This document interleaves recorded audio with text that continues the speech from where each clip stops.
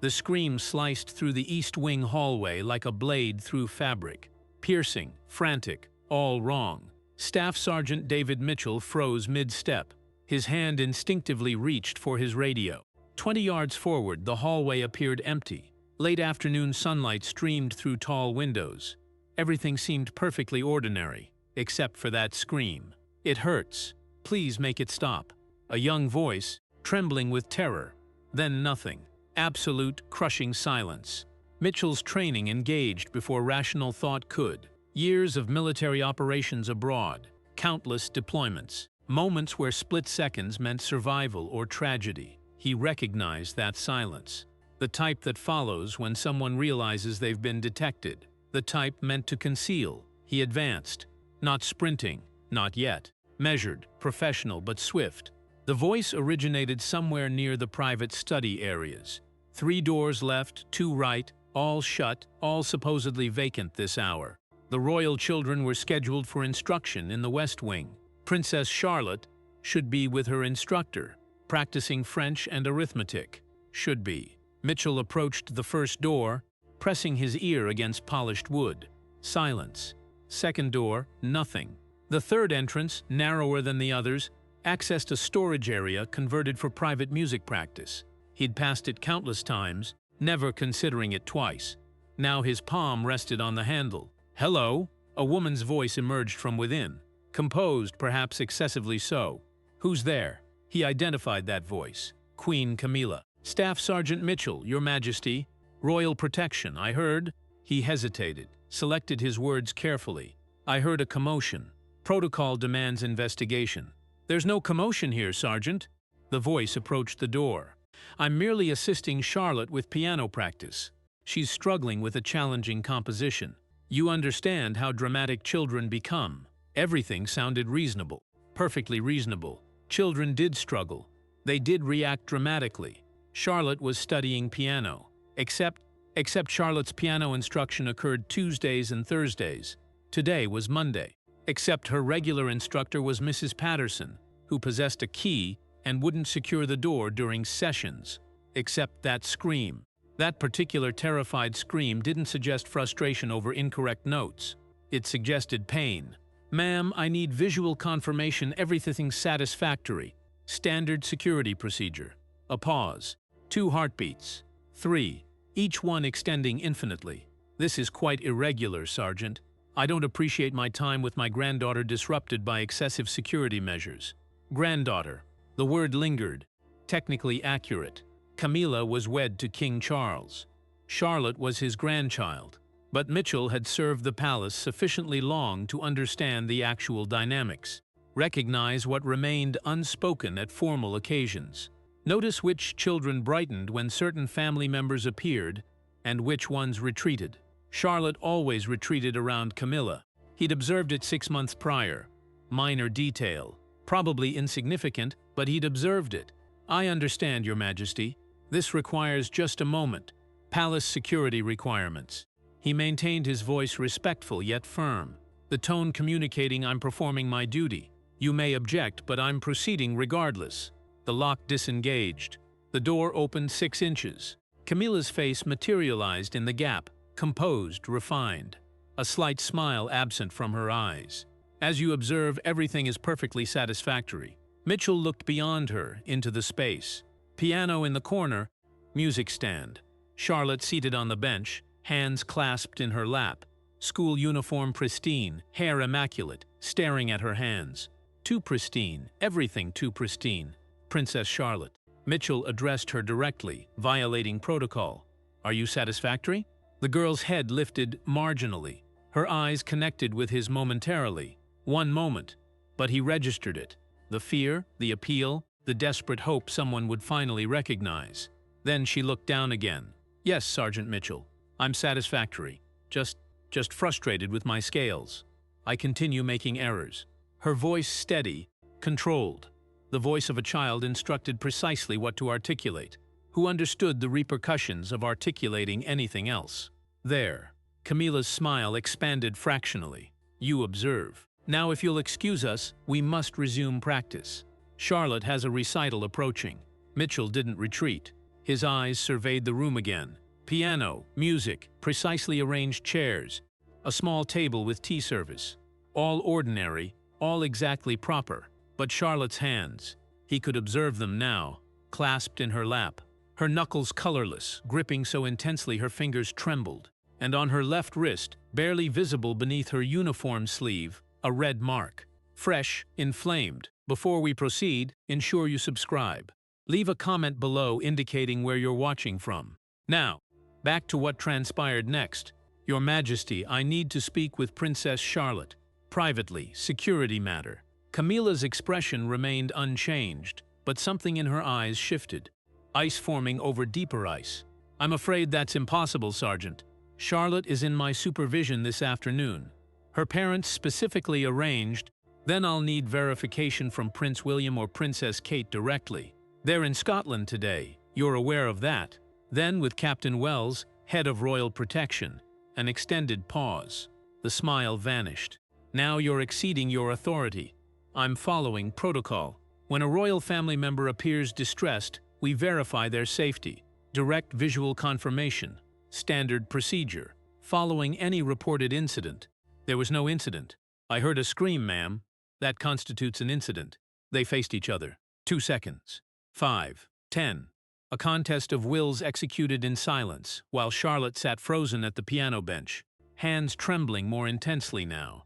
Very well. Camilla stepped backward. Charlotte, the sergeant wishes to ask questions. Inform him everything is satisfactory, so we can resume our lesson. She articulated it pleasantly, but the emphasis on everything is satisfactory wasn't lost on Mitchell, or he suspected on Charlotte. He entered the room. Small space, 15 by 20 feet. One window, curtains closed. Door closing behind him with Camilla inside too. Not ideal, but manageable. Princess Charlotte, can you show me your wrist, please? The girl's hand moved automatically to cover the mark. I struck it on the piano. May I observe? She glanced at Camilla. Quick glance, seeking permission or checking consequences. Charlotte, you needn't, Camilla began. Actually, ma'am, in a security investigation, she does. Mitchell maintained his voice level. Professional. He wasn't accusing anyone, simply performing his duty, simply following procedure. Charlotte, your wrist, please. Slowly, remarkably slowly, the girl extended her left arm, the sleeve pulled backward. The mark wasn't from striking a piano. Mitchell had observed sufficient injuries to recognize this was a grip mark. 4 distinct impressions where fingers had pressed into young skin. Forceful, recent, minutes old, not hours. Charlotte. He crouched down, achieving her eye level. Did someone harm you? Her eyes filled with tears. No, I simply… Sergeant Mitchell, this is completely inappropriate. Camilla moved between them. You're frightening the child. I'm reporting this behavior. Report whatever necessary, ma'am. I'm performing my duty. He stood but didn't retreat. Charlotte, I need you to articulate the truth. Did someone grasp your wrist? It was an accident, Charlotte whispered. She didn't intend to. I was being difficult, not listening. She didn't intend to. Not grandmother didn't intend to. Not even Camilla didn't intend to. Simply she. Distance. Emotional distance in that single pronoun. What were you not listening about? Charlotte, that's sufficient. Camilla's voice sharp now. Authority replacing false pleasantness. Sergeant, I'm ordering you to depart now. I report to Captain Wells and Prince William, ma'am. Not to you. Mitchell retrieved his radio. I'm reporting this. If you proceed, you'll regret it. No more pretense. Pure cold threat. Are you aware what happens to security staff who harass members of the royal family, who fabricate accusations? Your career will be terminated. Perhaps. He pressed the radio button. But the princess is safe. That matters more. Camilla's hand shot out. Not toward him. Toward Charlotte, gripping the girl's shoulder tightly. Hard enough to make Charlotte wince. Inform him, Camilla said quietly. Inform him everything's satisfactory. And this is all a misunderstanding. Charlotte's mouth open-closed. Tears spilling. Now, everything's… Princess. Mitchell spoke directly to her, ignoring Camilla entirely. You needn't be frightened. You're safe, I promise. Simply inform me what transpired. Nothing transpired. But her voice fractured on the words. Please, simply let us complete the lesson. No lesson today. Mitchell pressed the radio. Control, this is Staff Sergeant Mitchell, East Wing, Music Room 3. I need Captain Wells here immediately. Priority 1 situation. The radio crackled. Copy that. Mitchell, Captain Wells is en route. ETA 4 minutes. 4 minutes. Mitchell could maintain for 4 minutes. He positioned himself between Camila and the door. Not aggressive, but clear. No one was departing until Wells arrived. Camila released Charlotte's shoulder, stepped backward. Her face transformed again. Calm, composed. The mask restored. You've just terminated your career, Sergeant. I hope you realize that. Probably. He didn't glance at her. Kept his eyes on Charlotte, still seated at the piano, tears streaming down her cheeks. But she's safe, so I'm satisfied with that. Those 4 minutes felt like 40. Camila stood by the window, silent now, calculating. Charlotte remained at the piano, hands clasped again, shaking. Mitchell held his position by the door, radio in hand, mind processing everything he'd observed, everything he'd heard, building the case in his head for when Wells arrived. The scream, the secured door, the defensive explanation, the grip marks, Charlotte's fear, the pronoun distance, the threat. Pieces of a picture he didn't wish to recognize but couldn't ignore. The tension in that small room was suffocating. Mitchell could feel sweat forming between his shoulder blades, despite the cool air. He kept his breathing steady, controlled, the way he'd learned during his first deployment in Afghanistan. Back then, waiting meant the difference between life and death. This felt disturbingly similar. Charlotte hadn't moved. She sat like a porcelain doll, fragile and frozen. Her chest rose and fell in shallow, rapid breaths. Mitchell recognized the signs. Panic response. Fight or flight paralyzed into freeze. He'd seen it in war zones, in civilian victims, in people who'd endured trauma so thoroughly that their bodies forgot how to react normally to threat. She's 9 years old, he thought. 9. And she's already learned this level of fear. Camila broke the silence first. This really is unnecessary, Sergeant. You're making Charlotte more anxious than she already was. Can't you see how distressed she is?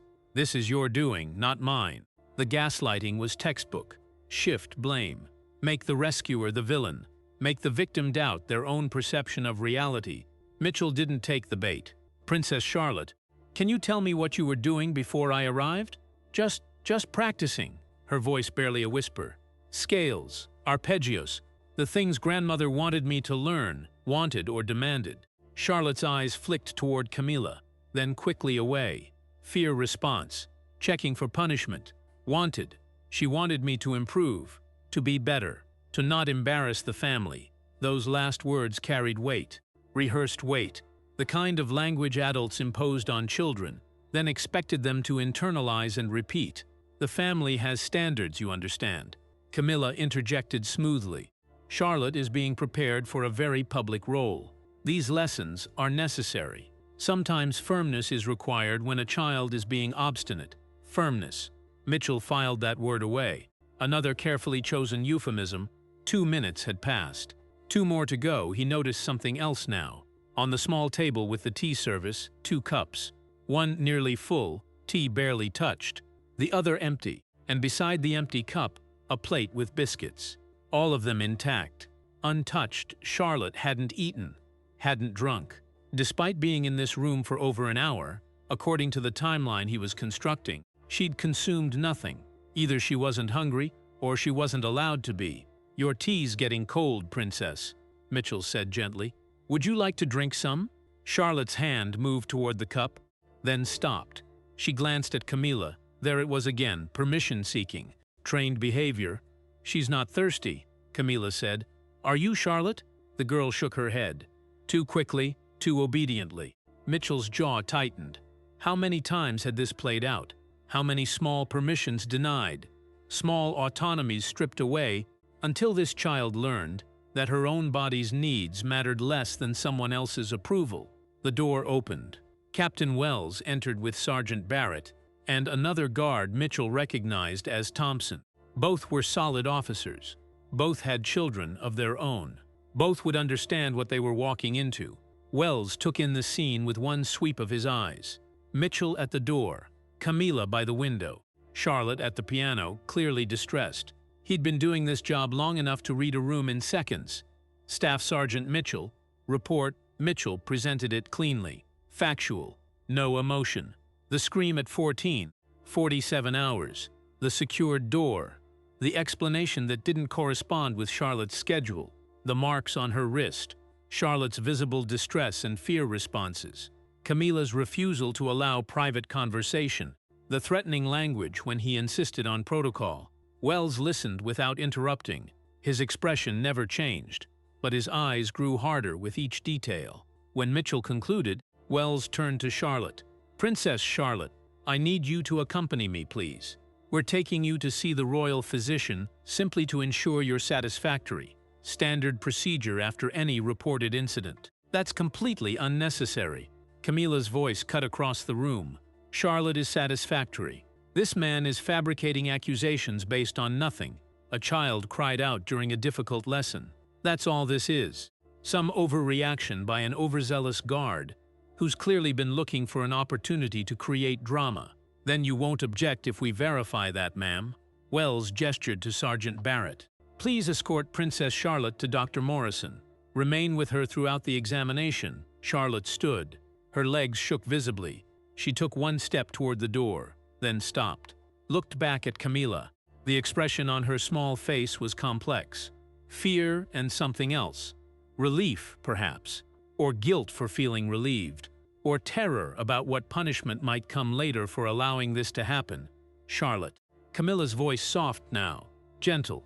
The shift was jarring. "You recognize this is all a misunderstanding, don't you? These men are confused. They think something happened that didn't happen. You can clear this up right now. Just inform them that grandmother was helping you, that I would never hurt you, that this is all a terrible mistake." The manipulation was stunning in its obviousness and its effectiveness. Mitchell watched Charlotte's resolve waver, watched her mouth open to comply, to say what she'd been trained to say. "Charlotte," Wells said gently, firmly, "you don't have to say anything right now. You're not in trouble. No one is angry with you. We simply need to ensure you're safe. That's all. Can you come with Sergeant Barrett, please?" The girl's eyes filled with fresh tears. She nodded, moved toward the door with small, hesitant steps. Barrett positioned himself between her and Camila, his large frame blocking the Queen Consort's view as they departed.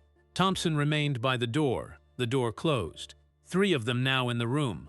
Wells, Mitchell, Camila. "This is outrageous," Camila said, her voice rising. "I want this man disciplined immediately. He burst into a private family moment, frightened a child, and fabricated completely baseless accusations. This is harassment. This is defamation. I have lawyers who will destroy him for this. We'll be investigating everything, Your Majesty." Wells's voice remained flat, professional, including the marks on Princess Charlotte's wrist, the secured door during a time when she was supposed to be in instruction elsewhere, and the scream that was reported by a trained security professional. "I already explained all of that." "You did, and will verify your explanation with the princess, with her parents, with Dr. Morrison, and with palace staff, who can corroborate schedules and protocols." Wells turned to Mitchell. "Return to your post. Write a complete incident report, everything you observed and heard, every detail, no matter how small. On my desk in 1 hour." Mitchell nodded, started toward the door. "He assaulted me," Camila said suddenly, desperately. "This man physically intimidated me, blocked my exit, trapped me in a room. That's assault. That's imprisonment. I want him arrested." Mitchell stopped, turned. "I blocked the door to prevent anyone departing before Captain Wells arrived. Standard security protocol during an investigation. At no point did I touch you, threaten you, or prevent you from using your radio or phone to call for additional help. Ma'am, your presence was a threat. Your accusations were threats. My presence was my duty. My actions were protocol." Wells held up a hand. "That's sufficient. Mitchell, report now." He looked at Camila. The mask was cracking now, rage beneath the refinement. "Your Majesty, I'll need a formal statement from you as well. In writing. Everything that transpired in this room from the moment Princess Charlotte arrived until now. On my desk by 18 Hadi hours. I won't be providing anything. This entire incident is beneath me. I'm calling my press secretary and my lawyers. This ends now. That's your right, ma'am. But until we complete this investigation, I'm requesting you avoid all contact with Princess Charlotte. No visits, no phone calls, no messages through staff. The room went cold. Camilla's face transformed. Pure rage, barely controlled. You're requesting me to stay away from my own granddaughter. I'm requesting you give us time to investigate without interference. 24 hours. Perhaps less, depending on what we find. And if I refuse, then I'll recommend to Prince William that it becomes an order. And if necessary, that recommendation will go to His Majesty the King. Silence, thick, dangerous. The kind of silence that precedes storms. Then Camilla smiled slow, cold, calculated. You have no idea what you've just initiated. Neither of you. I have resources, connections, friends in government, in media, in places you can't imagine. By tomorrow, you'll both be unemployed. By next week, you'll be unemployable. No one crosses me and walks away unscathed. She moved toward the door. Thompson stepped aside. Her footsteps echoed down the corridor, sharp and angry, fading into distance. Wells waited until the sound disappeared completely. Then he turned to Mitchell. You better be right about this. I am, sir. You recognize what happens if you're not? If this turns out to be a misunderstanding? If that mark came from striking the piano or some innocent accident? I recognize. My career's terminated. Yours might be too. The entire Royal Protection Unit will be restructured. There'll be inquiries, investigations, political consequences. Mitchell met his eyes. Did you observe her face when you said she had to stay away from Charlotte? I observed. That wasn't the face of an innocent grandmother being falsely accused. That was the face of someone who just lost control. Someone whose access to a victim just got cut off. Wells nodded slowly. No, it wasn't. He moved toward the door, then paused. Write that report. Every detail. And Mitchell, sir? Good work. Reporting it required courage. Most people would have walked away, found a reason to doubt what they saw, convinced themselves it wasn't their business. I couldn't do that, sir. I know. That's why you're the right person for this job. Mitchell walked back to his office, his mind racing. The palace felt different now. Every corridor, every corner held new weight. He'd just accused the Queen Consort of child abuse. The implications were staggering. His phone buzzed, text from his wife. Dinner at 7. Your favorite. Don't be late. He stared at the message. By 7, he might not have a job. Might not have a career, might have blown up his entire life over 4 minutes in a music room. But then he thought about Charlotte's face. That moment when she looked at him, that desperate, silent appeal. The hope that someone finally would see, would care, would act. Yeah, he'd do it again. Reporting it required 40 minutes, 3 pages, single-spaced, no opinions, just facts. Timestamps, direct quotes where possible, physical observations, Charlotte's behavioral responses, Camilla's statements and reactions, the marks on Charlotte's wrist, described in clinical detail, the room's condition, the untouched tea, everything. He read it twice, checking for any emotional language, any assumption that couldn't be supported by direct observation. This document would be scrutinized by lawyers, by palace officials, possibly by investigators. It needed to be bulletproof. Then he saved it, printed it, hand-delivered it to Wells's office. Wells read it in silence. His face gave nothing away. When he concluded, he set the paper down carefully, looked at Mitchell. Dr. Morrison is examining Charlotte now. Princess Kate is being summoned back from Scotland.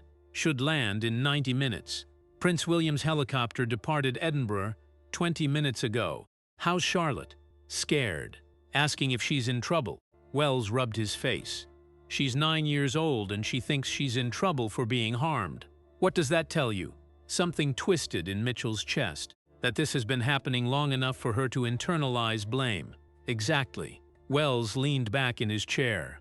Camilla's already contacted 3 lawyers and her press secretary. She's claiming harassment, fabrication of evidence, malicious prosecution, threatening lawsuits against you personally, against the palace, against anyone involved. The communications team is losing their minds trying to determine how to handle this when it leaks. When, not if. Everything leaks eventually. We've got perhaps 24 hours before someone talks to someone who talks to a tabloid.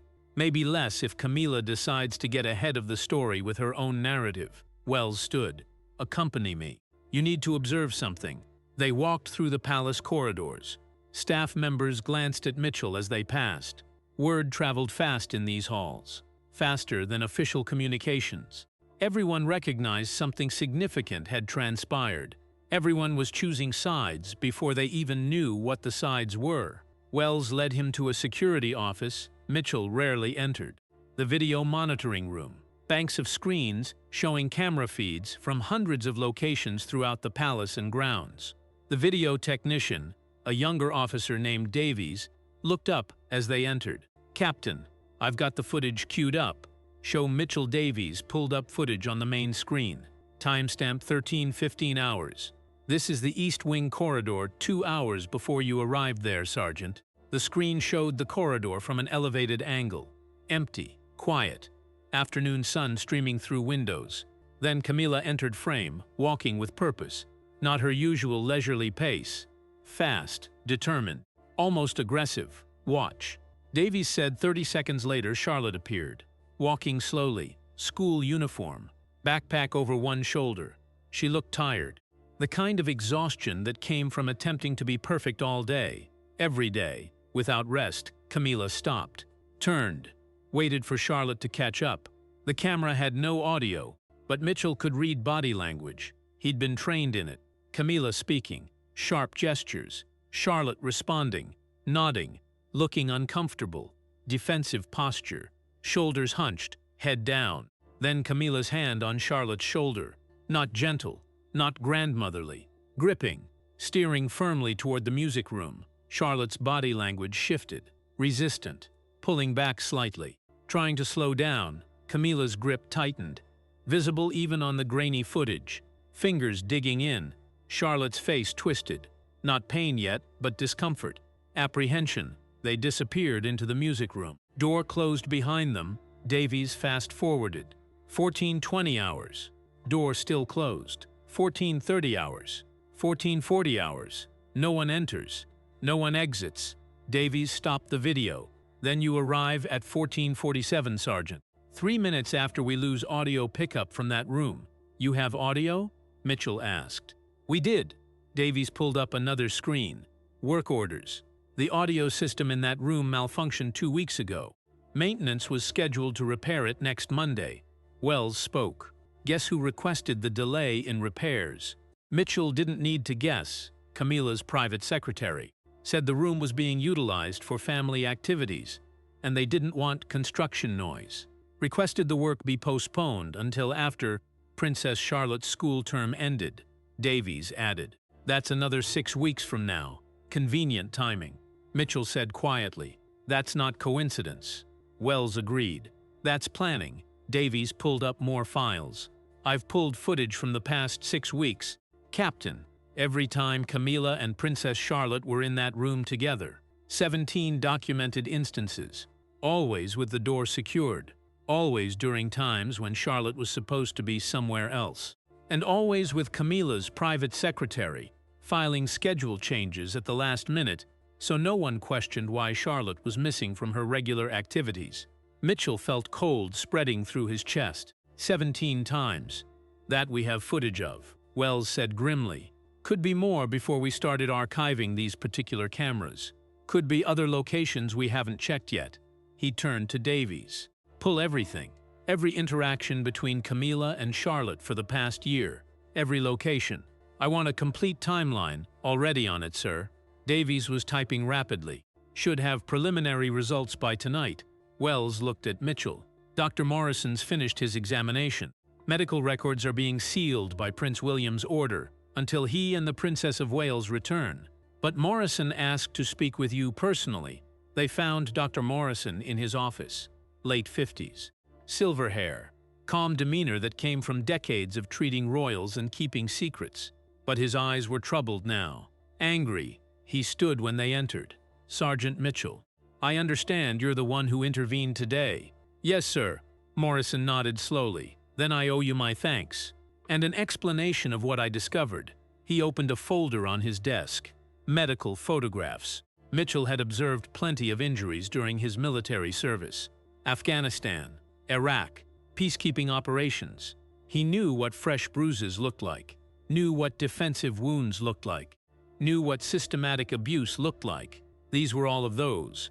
The wrist injury you observed is consistent with a forceful grip. Morrison pointed to a photograph. 4 distinct pressure points. Adult hand size. Female proportions based on finger width and spacing. Approximately 30 to 45 minutes old when I examined her at 15 hours. That matches your timeline perfectly. He turned to the next photo. Additionally, bruising on the upper arm. Similar age. Also consistent with gripping. And look here, Charlotte's other arm. Older bruises, fading but visible, yellow-green. At least a week old. These weren't from today, Morrison said quietly. These are from previous incidents. Another photo. Charlotte's hands. Defensive marks on her palms. Pressure impressions. She gripped something hard enough to leave these marks. Based on the pattern and location, I believe she was holding the edge of the piano bench, bracing herself against something. Against what? Mitchell asked, though he already knew. Against being pulled, possibly pushed. Morrison's voice was clinical, but anger bled through. She was holding on, trying not to be moved, trying to resist, while someone much stronger than her was attempting to physically control her. He closed the folder. Charlotte is extremely reluctant to discuss details. She keeps saying everything was her fault, that she wasn't listening properly, wasn't behaving the way she should, wasn't meeting expectations, that if she'd just been better, this wouldn't have happened. That's not a child's language. Wells observed. No, Morrison agreed.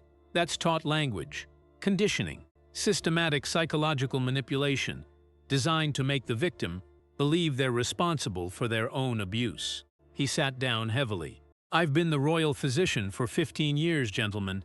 I've treated scrapes and bruises and childhood illnesses. I've handled everything from minor accidents to serious medical conditions. This is different. This child has been systematically taught to blame herself for adult behavior, to minimize harm done to her, to protect her abuser. These are classic patterns of sustained emotional and physical abuse. The word hung in the air. Abuser. I'm documenting everything, Morrison continued. Physical evidence. Charlotte's statements, limited as they are. Psychological indicators. Timeline. This will be available to her parents and to any official investigation that follows. He looked directly at Mitchell. You may have saved that child from something much worse, Sergeant. Whatever was happening in that room, it was escalating. The injury patterns suggest increasing force over time. Today might have been the beginning of something far more serious. Mitchell felt sick, or it might have continued exactly as it was. Just enough to hurt, not enough to leave obvious marks. Until today, when Charlotte finally reacted audibly. Exactly. Morrison stood. I've recommended immediate psychological evaluation by a child trauma specialist. Princess Kate agreed. Dr. Sarah Thornhill is with Charlotte now. She's one of the best in the country for this kind of case. What he discovered next changed everything. But first, if you're enjoying this story, leave a like and let us know in the comments. Would you have done the same thing? Now, here's what transpired when Charlotte finally felt safe enough to talk. Mitchell returned to his post, but his mind was elsewhere. 17 documented times. 17. How many times had Charlotte walked those corridors, knowing what waited behind that door? How many times had she sat at that piano, bracing herself? How many times had she screamed silently, hoping someone would hear what she couldn't say? His radio crackled. Mitchell, report to the north entrance. Princess Kate has arrived. He arrived as the car pulled up. Kate emerged before the driver could fully stop. Face pale, eyes red and swollen. She'd been crying. Behind her, Prince William. His jaw set in that particular way that meant he was holding back rage through sheer force of will. They swept past Mitchell without acknowledgement. Not rudeness. Tunnel vision. Every parent's worst nightmare. Something harmed your child and you weren't there to stop it. 20 minutes passed. Then 30. Mitchell remained at his post, watching staff hurry past with urgent expressions. Palace lawyers. Communications staff, senior household members. Everyone mobilizing for a crisis. His radio crackled again. Mitchell, Prince William requests your presence. Private study. Now the walk felt long, each step measured. When he entered, the atmosphere was thick with barely controlled emotion. William sat behind a heavy oak desk. Kate stood by the window, arms wrapped around herself. Both looked at him as he entered. Really looked. Like they were seeing him for the first time. Staff Sergeant Mitchell. William's voice was controlled. Too controlled. I've read your report. Dr. Morrison's findings. Captain Wells's security footage analysis. And I've spoken with my daughter. He stood. Slowly. Deliberately. For 6 months. 6 months this has been happening. Camila has been using those music lessons to… He stopped. Took a breath. Composed himself. To discipline Charlotte. That's the word she used. Discipline. Because Charlotte wasn't respectful enough. Wasn't grateful enough for Camila's position in the family. Wasn't sufficiently obedient. Kate turned from the window. Tears streaming down her face. She would grip Charlotte's wrists when she spoke to her. Squeeze until it hurt. Tell her she was disappointing the family. Disappointing her grandfather, the king. That she needed to learn proper behavior before she embarrassed everyone. That royal children had to be perfect. And Charlotte was far from perfect. Mitchell felt rage building in his chest. Carefully controlled military rage. The scream you heard today. William continued, his voice shaking slightly. Happened because Charlotte tried to pull away. Camila grabbed harder. Charlotte cried out. Then immediately realized someone might hear. That's when she said, "It hurts. Please stop." She was begging Camila to release her before anyone came. Before this moment. Because she'd been taught that if anyone discovered what was happening, it would be Charlotte's fault for not handling it better. He moved around the desk, stood directly in front of Mitchell. My daughter is 9 years old. For 6 months, she's been enduring systematic abuse. Not discipline, not strict tutoring. Abuse. Physical, psychological, sustained, planned. And she didn't tell us, because Camila convinced her it was normal. That all royal children went through this. That it was preparing her for her future role. That her grandmother, my mother, had done the same to me, and I turned out fine. His voice cracked on those last words. Kate made a sound. Half sob, half rage. Charlotte kept asking us if she was doing better. If we were proud of her behavior. If she was being good enough. We thought she was simply being a conscientious child. A perfectionist. We praised her. Told her she was wonderful. We had no idea. She couldn't finish, and the whole time, William's hands clenched into fists. The whole time, she thought we knew, thought we approved, thought this was part of being royal. Something she had to endure alone, because that's what was expected. The room fell silent. Weight of knowledge, weight of parental failure, weight of a system that had failed to protect the most vulnerable. What happens now, sir? Mitchell asked quietly. Now we build an ironclad case. William's expression hardened. Because Camila is already claiming this is all a misunderstanding. That you overreacted. That Charlotte is confused. Emotional. That I'm being overprotective and Kate is being hysterical. She's attempting to paint herself as a concerned grandmother, doing her best to help an anxious child. Kate added, bitterness sharp in her voice. And us as paranoid parents who can't handle normal discipline. And you, Sergeant Mitchell, as an overzealous guard, who disrupted a private family moment for attention or advancement. She's calling it coaching, William said. Helping Charlotte develop resilience. Teaching her the realities of royal life. Preparing her for the pressures she'll face. Making her stronger by harming her, Mitchell said flatly. William met his eyes. That's exactly what I told my father an hour ago. How did he respond? He's struggling. William moved to the window. Camila is his wife. Charlotte is his granddaughter. He wants to believe there's been a misunderstanding, that Camila went too far in one moment but meant well overall, that this can be resolved quietly, privately, without destroying the family. And you, sir, I know exactly what this is. William turned back. I've read the medical reports, watched the security footage, listened to my daughter cry while explaining how she thought she deserved it because she wasn't good enough. There's no misunderstanding. There's abuse. And it stops today. Permanently. His fist hit the desk once. Hard enough to make papers jump. But we need to do this correctly. Legal documentation, official investigation, medical records, psychological evaluation, security analysis, everything properly recorded and sealed. No room for doubt or spin or revisionist history. Kate moved toward the door. Charlotte wants to thank you, Sergeant. She's terrified you'll be fired for helping her. Keeps asking if you're in trouble because of what happened. Can I see her, ma'am? Please. They walked to the family quarters. Private rooms Mitchell rarely entered. The walls were painted in soft colors. Family photographs lined the corridors. Normal, domestic, a striking contrast to the formal staterooms. Kate knocked softly on a door painted pale blue. Charlotte, Sergeant Mitchell is here. The door opened. Charlotte stood there, and Mitchell's heart broke a little. She looked smaller than she'd seemed in the music room. Younger, more fragile. A child who'd been forced to carry adult burdens and adult secrets and adult shame. Hello, princess. Hi, her voice was tiny, small. Are you getting fired? Mitchell crouched down, eye level again. No, I'm not getting fired. But you didn't follow the rules. You questioned grandmother. You called for help when she said not to.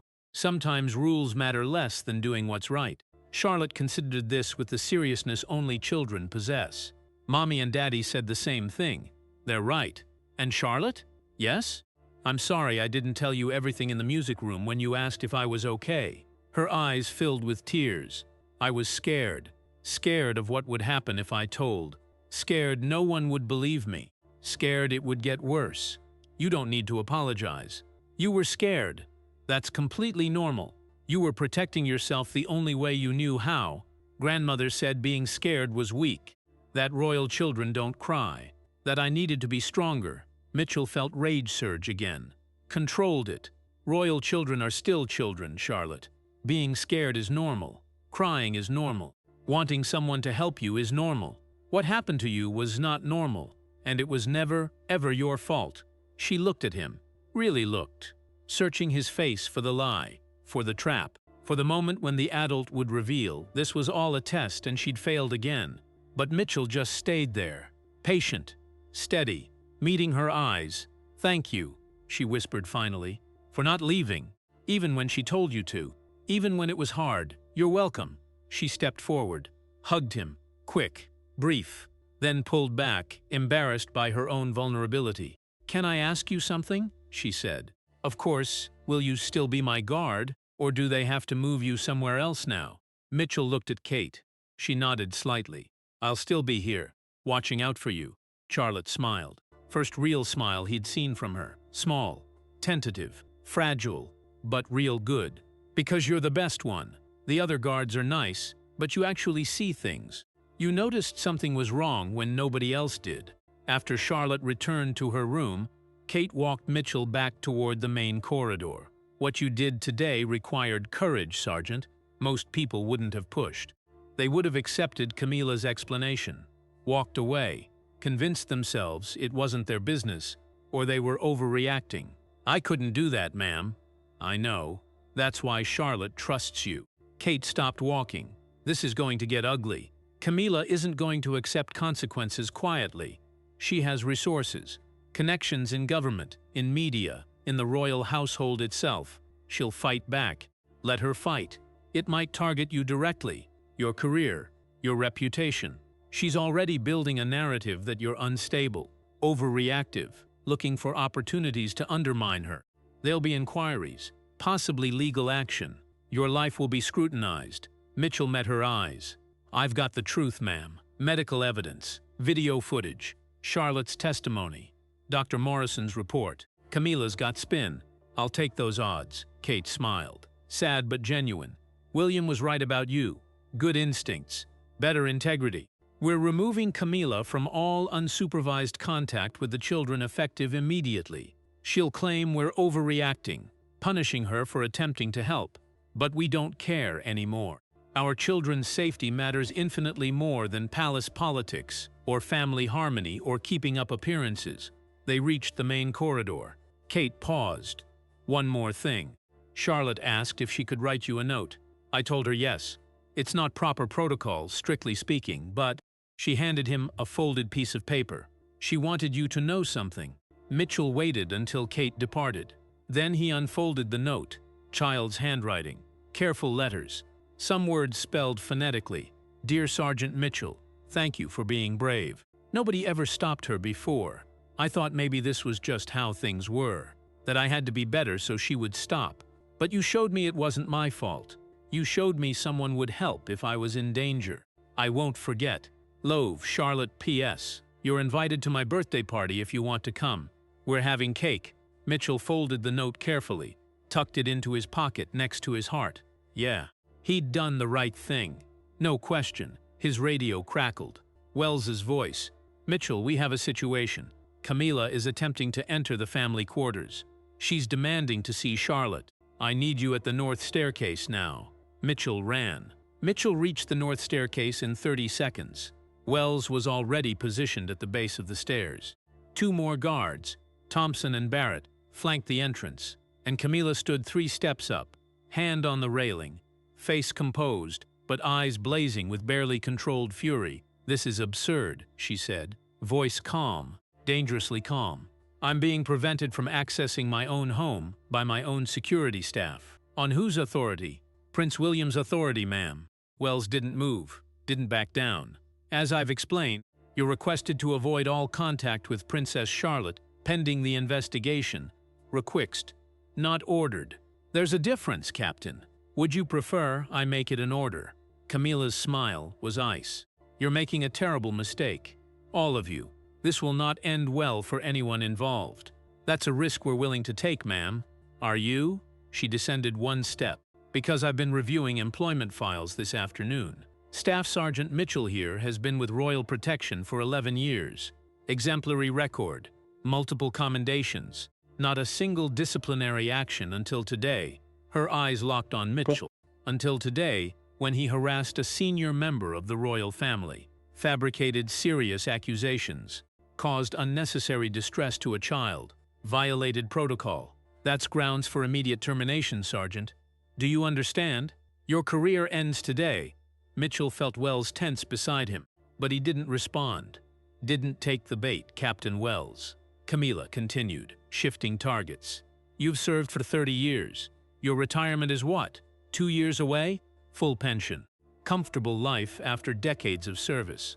But not if you're dismissed for cause. Not if you're found complicit in this harassment of a member of the royal family. I'm complicit in protecting a child, ma'am. I'm comfortable with that choice. A child who was never in danger. A child who was receiving necessary guidance and structure.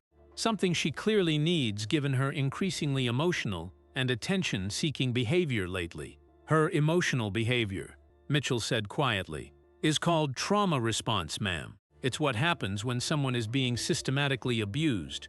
Camila's head whipped toward him. How dare you? You're a guard. A servant. You don't speak to me directly unless specifically addressed. You don't make accusations.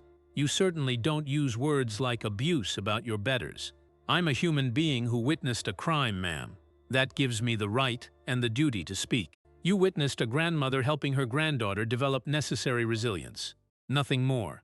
I witnessed grip marks on a 9-year-old's wrists, ma'am. I heard her scream in pain. I saw her flinch when you moved toward her. I observed her, checking your face for permission before speaking or moving. Those aren't signs of help. Those are signs of systematic harm. Your interpretation. Your biased, uninformed, self-serving interpretation. Camila descended another step. I have 3 of the country's top lawyers reviewing this situation as we speak. By tomorrow morning, there will be formal complaints filed against both of you. Harassment, defamation, malicious interference with family relationships. You'll spend the next year of your lives defending yourselves in court, spending money you don't have on lawyers you can't afford. All because you decided to play hero. Worth it, Mitchell said simply. Is it? Is it really worth losing your career? Your reputation? Your family's financial security? She looked directly at him. I know about your family, Sergeant Mitchell. Wife who teaches primary school. 2 children, ages 12 and 8. Mortgage on a house in Reading. Car payments. The ordinary life you've built over years of hard work. All of it gone because you couldn't mind your own business. Because you believed a manipulative child over a senior member of the royal family. Mitchell's jaw tightened, but he held his ground. That sounds like a threat, Your Majesty. Wells said quietly. "Against a member of palace security. I'm noting that for the record. It's reality. Actions have consequences. You've chosen to attack me. To believe a confused child over someone with decades of experience in royal life. Now you'll live with those consequences. Both of you. The only person living with consequences," a voice said from behind them, "will be you, Camilla." Princess Anne stepped into view. No warning, no announcement, just suddenly there, radiating the particular authority that came from being the hardest working royal that no one talked about enough. The one who actually understood duty. Camilla's expression flickered, just for a second. Surprise, maybe even fear, then back to the composed mask. "Annie, this doesn't concern you. A child of this family being systematically harmed? That absolutely concerns me." Annie moved past the guards, positioning herself directly in Camilla's path, one step below her, eye to eye. "I've spent the past 2 hours reviewing evidence, medical reports, security footage, Charlotte's statement to Dr. Thornhill, and I've made some very interesting phone calls." "What calls?" Camilla's voice had lost some of its certainty. "Former staff members. 2 who left palace service in the past 18 months. Another who retired last year. Interesting conversations. Very illuminating. You had no right to contact them. I had every right. And they had quite a bit to say once they understood they wouldn't face retaliation. 3 separate individuals, none of whom knew I was speaking to the others, all mentioned concerning behavior. Instances where you were unusually harsh with the children, particularly with Charlotte. Occasions where they witnessed or overheard things that troubled them, but they felt powerless to report." Anne's voice was ice. "They didn't report it at the time because, well, you're the queen consort. Who would believe them over you? Who would protect them if they spoke up? So they stayed quiet, or they left. And they've carried guilt about that silence ever since. Those are disgruntled former employees fabricating stories for attention or money. All 3, with similar accounts spanning different time periods, all describing the same patterns of behavior?" Anne shook her head. "No, that's not fabrication. That's corroboration. That's a documented pattern, and patterns are significantly harder to dismiss than isolated incidents. You're basing serious accusations on gossip from fired employees who have axes to grind. I'm basing them on evidence from multiple independent sources, all corroborating the same basic facts: that you've been using your position to intimidate Charlotte, to impose impossible standards on a child, to systematically undermine her confidence while making her dependent on your approval. Classic controlling behavior." Annie's voice hardened. "You wanted her to fail, Camilla. You needed her to need you, to be dependent, to be broken down so you could remake her according to your specifications. Textbook psychological abuse. That's psychology nonsense. Pop psychology drivel. It's what Dr. Sarah Thornhill said, the child trauma specialist, one of the country's foremost experts on childhood psychological abuse. She's been with Charlotte for 3 hours now. Would you like to hear her preliminary findings?" Silence. Thick. Dangerous. Charlotte exhibits multiple signs of sustained emotional and psychological abuse. Anne continued relentlessly. Hypervigilance around authority figures, especially older women. Excessive apologizing for normal childhood behavior. Persistent self-blame for adult actions. Fear of disappointing family members. Inability to express needs or preferences without seeking permission. These patterns don't develop overnight, Camilla. They develop from sustained, systematic psychological pressure over months. I was preparing her for royal life. It's difficult, demanding. Someone needs to ensure she's ready for what's coming. She's 9 years old, and a future princess, possibly a future queen. The standards are different, higher, more demanding, the standards. Anne said coldly. Do not include physical punishment. Do not include isolation. Do not include psychological manipulation. Do not include making a child believe she's inherently flawed, and only your discipline can fix her. She pulled out her phone, showed Camilla the screen. We have protocols for royal education and preparation. Detailed, ethical, child-appropriate protocols developed over decades. None of them involve what you did to Charlotte. None. We're approaching the moment that shocked everyone who witnessed it. If you haven't subscribed to Crown Watch yet, do it now. We post stories like this daily. Here's what transpired when Anne delivered the final consequences. Camilla straightened, trying to regain composure. "I want to speak with Charles." Immediately. "Charles is fully aware of the situation. Then he'll support me. He knows my intentions were good, that I would never deliberately harm his granddaughter. He knows your intentions are irrelevant. Outcome matters.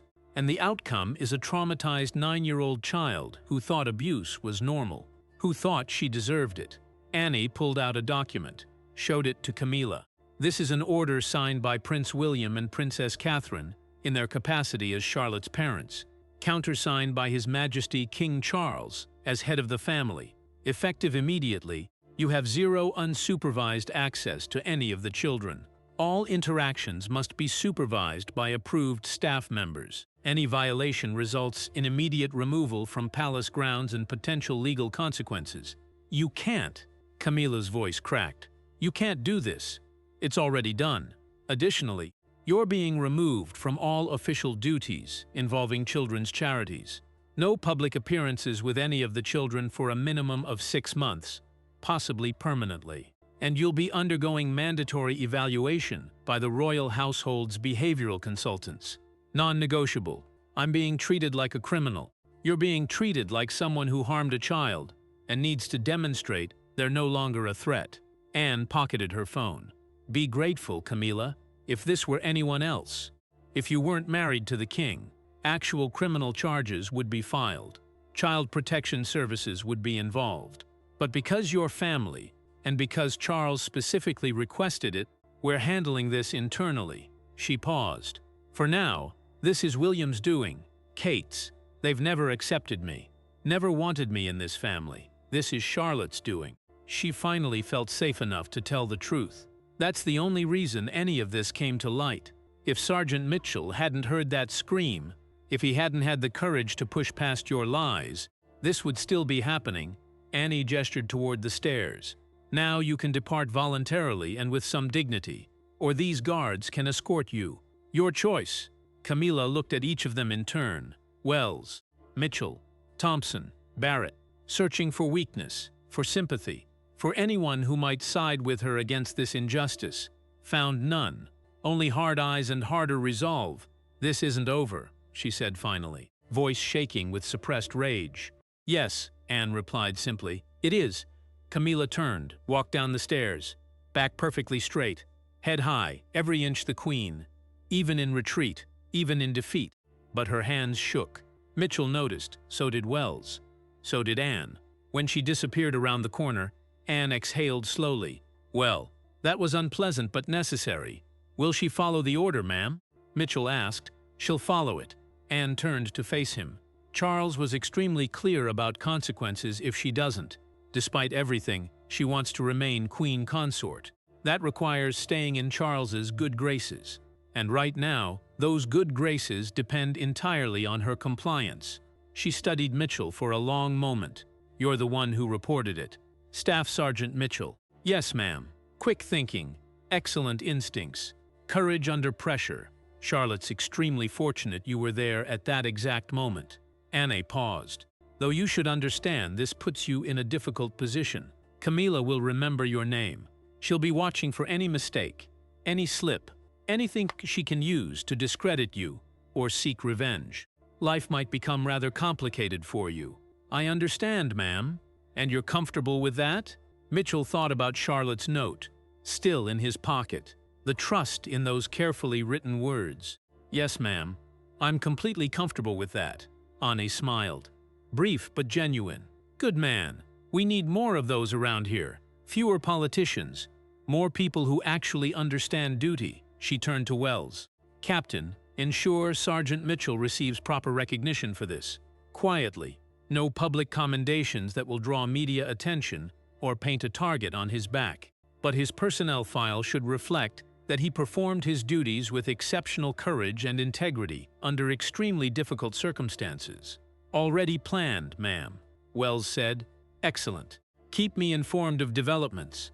And Captain, ma'am, thank you, both of you, for protecting that child when the system failed her." Anne started up the stairs. stopped halfway, turned back. Mitchell, "Ma'am?" "Charlotte asked me to tell you something specific," she said, and I quote, "Tell Sergeant Mitchell I'm not scared anymore, because now I know someone's watching, someone who sees." She thought you'd want to know that. Annie continued up the stairs, disappeared into the family quarters. Wells clapped Mitchell on the shoulder. "Go home, Sergeant. See your family. Hug your children. Tomorrow's going to be complicated. Paperwork, interviews, probably more lawyers. Camila's people building their counter-narrative, media inquiries if this leaks. Enjoy tonight while you can." Mitchell nodded, started toward the exit, then stopped. "Captain, what happens to Camila long-term?" Wells considered the question carefully. "Officially, behavioral evaluation, restricted access, mandatory supervision. She'll comply because the alternative is complete exclusion from royal life." He looked toward the stairs. "But the real punishment? Her granddaughter will never trust her again. Charles knows what she did. William and Kate know. Anne knows. The senior household staff know. She'll attend family events, smile for cameras, play her role in public.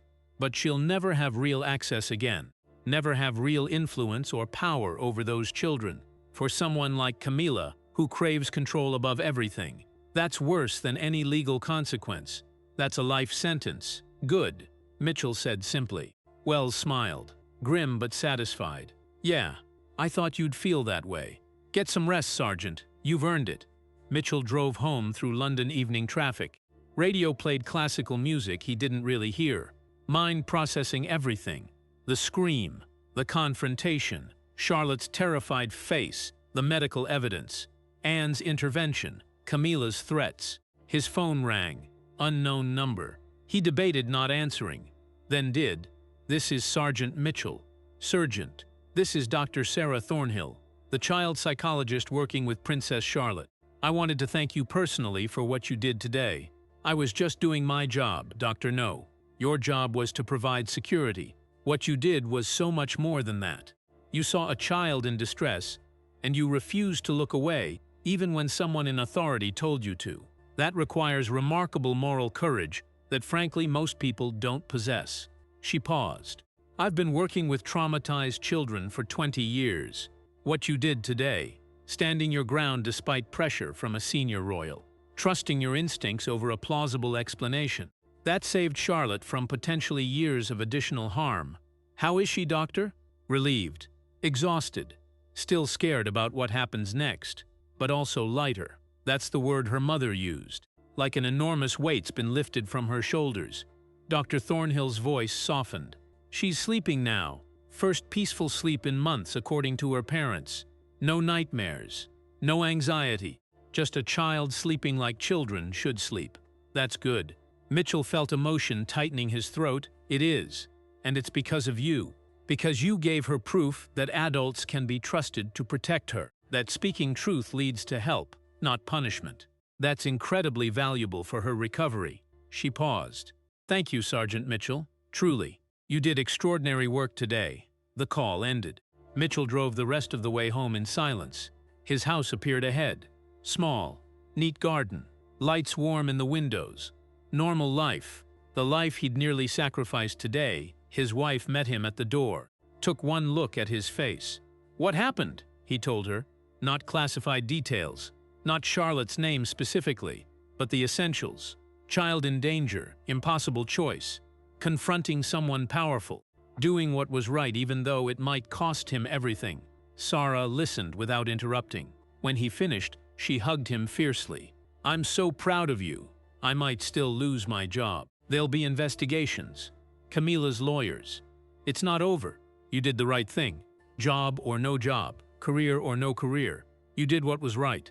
That matters more than anything else." His daughter appeared in the kitchen doorway, 12 years old, same age range as Charlotte, same innocence that deserved protection. "Dad, you're really late. Mom made your favorite, but it's probably cold now." He looked at his daughter, imagined her in Charlotte's position, imagined her scared and hurting, and believing she deserved it. Imagined someone walking away when she needed help. "Sorry, sweetheart. Had a difficult situation at work.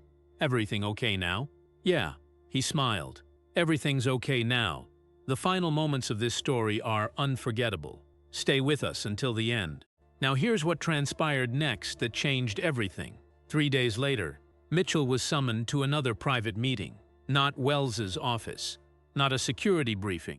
The private family study where he'd met with William and Kate before. This time Charlotte was there too. Sergeant Mitchell. William stood as he entered. "Thank you for coming. We wanted to speak with you before this becomes official." Charlotte specifically wanted to be here. Charlotte stepped forward. Still small, still young, but standing straighter now, eyes clearer. Some of the fear gone. "I wanted to thank you properly, Sergeant Mitchell," she said carefully, "for helping me, for not giving up even when it was hard, for believing me." "You're very welcome, Charlotte. I'm glad you're feeling better, and I wanted to give you this." She held out a small wooden box. Mitchell opened it carefully. Inside, a silver medal, not an official royal honor, something more personal, engraved with simple words. "For service above and beyond. With gratitude from the Cambridge family, we can't give you a public award," William explained. "It would raise too many questions, draw media attention, start speculation we're not prepared to address publicly. But privately, we wanted you to know," Kate added. "What you did mattered enormously. You saved our daughter from ongoing harm. You stood up when others would have looked away. That deserves recognition." "I was just doing my job, sir." "No," Kate said firmly. "Your job was to provide security. What you did was care. There's a profound difference. You cared enough to push past the easy explanation, to trust your instincts, to protect a child, even when it meant challenging someone powerful. That's not in any job description. That's character." Charlotte moved closer. "You're still my favorite guard. I hope you know that." Mitchell crouched down one last time, eye level with her. "I'm honored, Princess. But you know what? You don't really need a guard to protect you. Not anymore." "Yes, I do," she said seriously. "No, you've got your mom and dad. You've got Dr. Thornhill helping you understand that what happened wasn't your fault. You've got people who love you and will always protect you." He smiled gently. "And now you know something really important." "What?" "That when something's wrong, speaking up works. Help comes. You're not alone, even when it feels like it. Even when someone tries to convince you that you are, you're never alone." Charlotte considered this with that particular seriousness children have when learning important truths, then nodded. "I won't forget, Sergeant Mitchell. I promise." "Good." She hugged him, less tentative than before, more confident. When she pulled back, William spoke. "We're transferring you to the Specialized Protection Detail. Direct family security. It's a significant promotion, better compensation, and it means you'll be nearby if Charlotte ever needs you. If any of the children need you." He extended his hand. "If that's something you'd be interested in," Mitchell stood, shook firmly. "Yes, sir, absolutely. Excellent. Captain Wells will brief you on the details tomorrow." William's grip tightened slightly. "Thank you, Sergeant, for everything. For having the courage to act when action was needed. For protecting my daughter when we couldn't." Outside, sunset painted the palace grounds in gold. Mitchell walked through corridors he'd patrolled for 11 years. They felt different now. Not just a job. Not just protocols and procedures. A place where a child had been harmed, and then protected, where the right choice had been hard, but had been heard, had mattered. Where power hadn't completely shielded wrongdoing. Where one person's courage had made a difference. He passed the music room. Door propped open now. Piano removed. Replaced with comfortable chairs and children's books. The room would be used differently going forward. Openly. Safely. His radio crackled. Wells's voice. "Mitchell." Getting reports of Charlotte singing in the family quarters. First time anyone's heard her sing in months. "Thought you'd want to know." Mitchell smiled. Pressed the button. "Copy that, Captain. Thanks for letting me know." He continued his patrol. Evening shift. Normal duties. But knowing that somewhere in these vast halls, a child was singing again, feeling safe again, being 9 years old again. Instead of carrying burdens no child should ever carry, true duty isn't about following orders blindly. It's about knowing when rules matter less than doing what's right. When protocol matters less than protection. When your career matters less than a child's safety. Sometimes the hardest choice is the most necessary one. And sometimes, just sometimes, doing the right thing actually works out. If this story showed you something about courage and duty you hadn't considered before, make sure you're subscribed to Crown Watch. We share these untold stories from inside palace walls every single day. Drop a comment below. Would you have stood your ground like Sergeant Mitchell did, even knowing it might cost you everything? We'll see you in the next one.